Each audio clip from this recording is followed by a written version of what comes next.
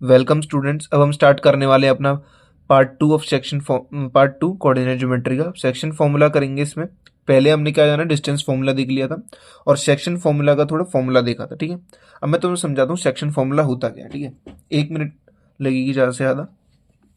देखो, फॉर्मूला तो तुमने देख लिया, एक और बार मैं लिख दूंगा, पर ये इसका मतलब क्या है सेक्शन फॉर्मूला का। मान लो एक हमारे पास ये कार्टेशियन प्लेन है, ठीक है, ये एक्स एक्सिस है, ये वाई एक्सिस है। ठीक है, अब यहाँ पे मेरे पास एक पॉइंट ए है जिसके कोऑर्डिनेट्स हैं x1 y1, और यहाँ मेरे पास एक कोऑर्डिनेट है बी जिसका कोऑर्डिनेट्स है x2 y2। ठीक है, अब देखो, अगर मैं बोलूँ कि यहाँ पे कोई इसको लाइन खींचो, यहाँ पे इनको डिवाइड कर रहा है, एक समझना, एक पॉइंट है इनके बीच में, वो इनको डिवाइड कर रहा है, इन दोनों डिस्टेंस को मान लो 2:3 में। ठीक है, इतनी बात क्लियर हो गई। तो उस पॉइंट को निकालने के लिए फॉर्मूला होता है ये देखो, ये 2,3 है ना, मान लो ये रेशियो होते हैं। समझो जैसे कि ए और बी है, अब इसके यहाँ कहीं भी मान लो यहाँ पे एक सी पॉइंट है। ठीक है, अब इन दोनों साइड्स का जो रेशियो होगा मान लो 3:1 कर दो। ठीक है, तो इसकी ये होगा m, ये होगा n। ठीक है, इतनी बात क्लियर हो गई। तो फॉर्मूला देखो, अब x का कोऑर्डिनेट निकालने के लिए हम फॉर्मूला यूज करते हैं m(x2 + n(x1) अपॉन m+n। ये होता है x फाइंड करने के लिए, x का कोऑर्डिनेट मतलब ये वाला कोऑर्डिनेट जो है, ठीक है, x का y, जो ये पॉइंट जो है डिवाइड कर रहा है इन दोनों को इस रेशियो में। अब अगला m(y2 + n(y1), m+n, ये हमारा y कोऑर्डिनेट के लिए। अब यही चीज़ अगर मानो कि ए बी है, ठीक है, ये तो इंटरनल के लिए था, इंटरनल अंदर था। अब ये हम मान लो बाहर है कोई, अब बाहर से निकालने के लिए कोई पॉइंट है ओ, अब ये डिवाइड कर रहा है किसी भी m(n) में, तो उसके लिए फॉर्मूला बस इतना होता है कि इनकी जगह पे माइनस लग जाता है। ये इंटरनल के लिए हो गया ये, ठीक है, और ये एक्सटर्नल के लिए, बस इनकी जगह पे क्या लगा दो, माइनस लगा दो, mx2 - nx1 upon m-n, my2 - ny1 upon m-n। ठीक है, इतनी बात क्लियर हो गई होगी। अब देखो, अब मुझसे कहते हैं, मान लो कोई क्वेश्चन पूछा जाता है कि ए और बी दो कोऑर्डिनेट्स हैं, इनका मिड पॉइंट बताना है। अब मिड पॉइंट है, ठीक है, मिड पॉइंट का क्या मतलब होता है कि दोनों साइड्स इक्वल में टूट गई। ठीक है, मिड पॉइंट तो ये होता है ना, इसका मतलब कि दोनों साइड से बराबर है। जब ये दोनों साइड्स बराबर है तो इनका रेशियो कितना आएगा, 1:1 आएगा। तो सिंपली यहाँ पे, और देखो ये अंदर का है इंटरनल, तो इंटरनल वाले फॉर्मूले में 1:1 m1 में पुट कर दो। जब पुट करोगे यहाँ पे तो m और n 1 है, तो क्या बचेगा यहाँ पे x2 + x1, और m+n कितना होगा, यानी 1 + 1 2, और यहाँ पे भी y2 + y1 सेम 1 + 1 2। तो मिड पॉइंट फॉर्मूला ये होता है जो मैंने तुम्हें बताया था पिछले पार्ट में। ठीक है, मिड पॉइंट फॉर्मूला। ठीक है, अभी हम और क्वेश्चंस करेंगे, पर पहले क्या है कि थोड़े जान लो कि कौन कौन से क्या फॉर्मूले यूज होते हैं। सेक्शन फॉर्मूला पता चल गया, इंटरनल एक्सटर्नल का पता चल गया, मिड पॉइंट फॉर्मूला भी हमने देख लिया कैसे आया, जिसमें m और m/n कितना होता है, 1:1 होता है। ठीक है, अब देखेंगे हम areas of triangle using coordinate formula. अब देखो, मान लो हमें एरिया ऑफ ट्राइंगल फाइंड करने को बोल दिया। इस तरह से पॉइंट्स हमारे पास एक ए है, एक बी है, एक सी है। ठीक है, इन सबको तुम ज्वाइन करोगे तो क्या बनेगा, एक ट्राइंगल बनेगा।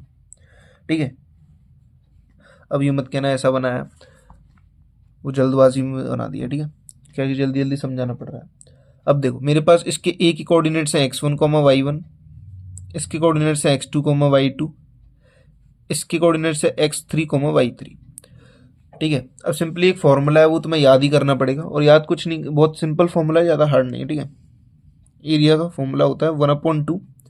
ठीक है, मॉड में। ठीक है, मॉड का मतलब होता है जो भी वैल्यू अगर नेगेटिव आती है तो पॉजिटिव में हो जाती है। अच्छा, नेगेटिव वैल्यू को कंसीडर ही नहीं करेंगे, क्यों, क्योंकि हमारा एरिया कभी भी नेगेटिव में नहीं हुआ।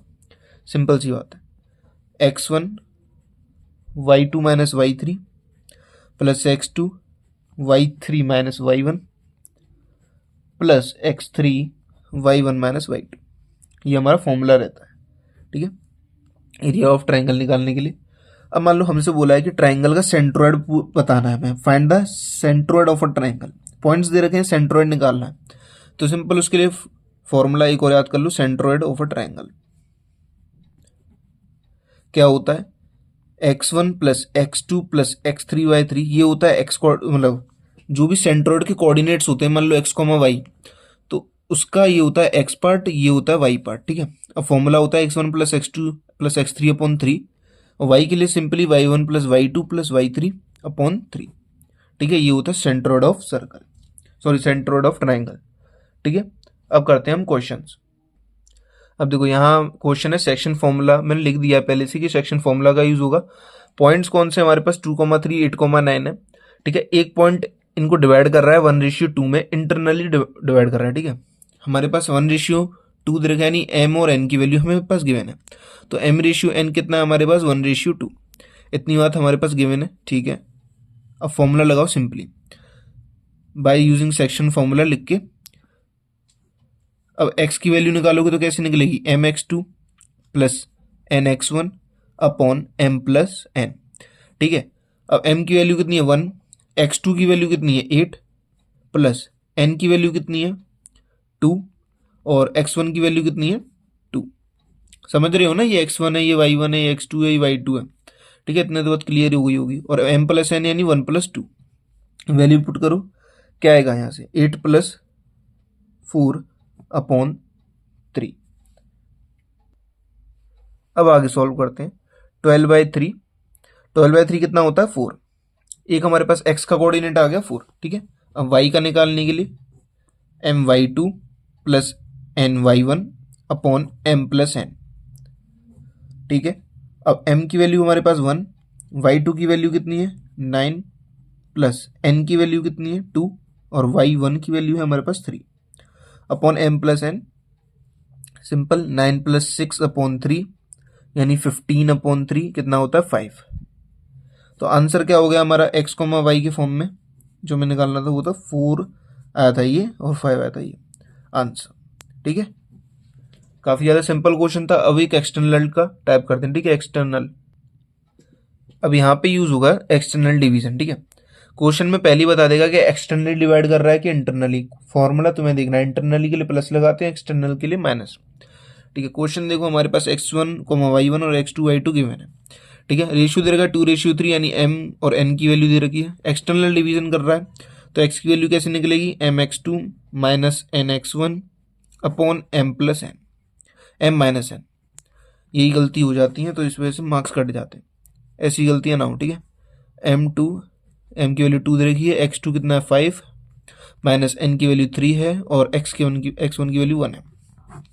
वैल्यूज देखकर पुट करना, गलत मत पुट कर देना, ठीक है। अब इसको सॉल्व करोगे तो 10 माइनस 3 बाय माइनस 1, ठीक है। यहाँ आएगा 7 अपॉन माइनस 1, कितना आएगा 7 अपॉन माइनस 1 कितना होता है -7 ही होगा, ठीक है आंसर, ओके। y निकालो my2 माइनस ny1, काफ़ी सिंपल फॉर्मूले, ठीक है। बस वैल्यू सही पुट करना, 2 y2 की वैल्यू हमारे पास दे 6 माइनस y2 ये रहा, y1 ये रहा 2 और n की वैल्यू 3 है, ये 2 है, m माइनस n 2 माइनस 3। अब यहाँ पे नीचे फिर से -1, 2 6 12, 3 माइनस 6 अपॉन -1, आंसर आ जाएगा -6, ठीक है। तो कोऑर्डिनेट्स क्या होंगे हमारे पास x, y, -7, -6, ये हमारा आंसर, ठीक है। काफी ज्यादा सिंपल है, ठीक है। अब देखो यहाँ पे हमारे पास है कि मिड पॉइंट निकालना है हमें 4,5 माइनस 2,3। मिड पॉइंट निकालने का फॉर्मूला मैंने तुम्हें बताया था, x, y डायरेक्ट निकालते हैं, x1 plus x2 by 2 plus y1 plus y2 upon 2।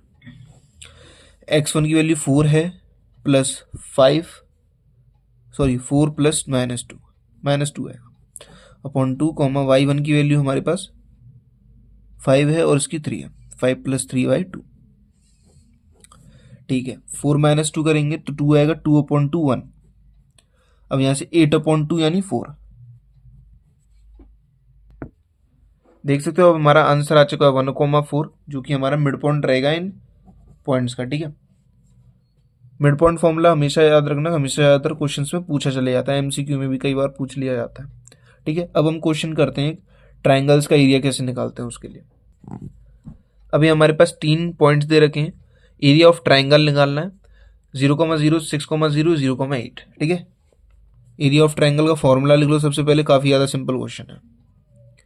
क्या होता है 1/2, मेरे साथ साथ लिखोगे x1 y2 minus y3 plus x2 y3 minus y1 plus x3 y1 minus y2। ठीक है, अब देखो 1/2, x1 का वैल्यू 0 है।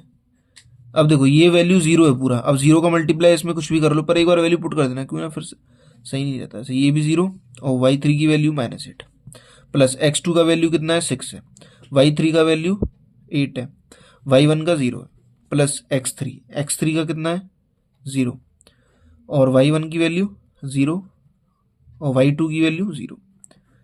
अब यहाँ पे देखो ये टर्म पूरा 0 हो जाएगा। ठीक है, ये वाला टर्म भी पूरा 0, तो यानी 1/2 मॉड में ही 6 8 ज़ा 48। अब यहाँ पे सॉल्व करो आगे, 1/2 इंटू 48 24 स्क्वायर यूनिट्स। हमेशा ना यूनिट लिख के आना, स्क्वायर यूनिट्स। अब सेंटीमीटर वगैरह तो दे नहीं रखा, पर कोई भी यूनिट आती है तो स्क्वायर में होती है एरिया की, तो इसलिए हमने क्या लिखा दिया स्क्वायर यूनिट्स। ठीक है, ये हमारा आंसर हो जाएगा। अब देखो यहाँ पे एक तुम्हारे लिए क्वेश्चन है, कोलिनियर चेक करना है 1,1 2,2 3,3 में कोलिनियरिटी चेक करनी, कोलिनियरिटी। अब इसे चेक करने के लिए क्या होता है, या तो तुम इसका 0 दिखाओ, पर अभी हम ट्राइंगल वाला फॉर्मूला बनाए तो मैं इसे ट्राइंगल वाले फॉर्मूले से, ट्राइंगल वाला फॉर्मूला यूज़ करो और सारी वैल्यू पुट करके देखो, एरिया पूरा का पूरा 0 आएगा। ठीक है, 0 आ जाए तो इसका मतलब कोलिनियर है। ठीक है, हम नेक्स्ट एक बोर्ड टाइप क्वेश्चन पे बढ़ते हैं। अभी ये हमारा लास्ट एग्जाम्पल नंबर 6। बोर्ड्स का टाइप है सेंट्रोइड ऑफ ट्राइंगल निकालना है, काफ़ी बार पूछा था सेंट्रोइड ऑफ ट्राइंगल। फॉर्मूला बताया था मैंने तुम्हें, एक्स कोऑर्डिनेट निकलता है x1 plus x2 plus x3/3, Y coordinate निकलता है y1 plus y2 plus y3/3 करके। तो 1 प्लस 2 प्लस 5 कितना होता है 8/3, और y1 प्लस y2 ये 3 प्लस 7 10 11/3। ठीक है, ये इसका आंसर हो जाएगा सिंपल। अब हम अपना एक नेक्स्ट PYQ सेशन लाएंगे, या फिर अब जो देखते हैं जो भी बचा है। ठीक है, अभी मुझे बताना कमेंट में समझ में आया है कि नहीं, और इसी वीडियो को मैं यहीं पे एंड करता हूँ। ठीक है, thank you for watching this video.